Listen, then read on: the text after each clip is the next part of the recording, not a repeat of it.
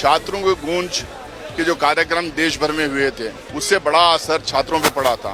कल जंतर मंतर में बड़े स्केल में लार्ज नंबर्स में जो देश भर से छात्र आके प्रोटेस्ट कर रहे थे, उनके खिलाफ जिस तरह का व्यवहार किया गया, उनके खिलाफ जिस तरह के से लाठीचार्ज की गई, आंसू गैस यूज किया गया, वाटर कैनन्स यूज किए, सौों के लड़के घायल हुए, हॉस्पिटलाइज हैं, उसके बारे में राहुल गांधी जी और मल्लिकार्जुन खड़गे साहब राज्यसभा में लोकसभा में उस बात को उठाना चाह रहे थे।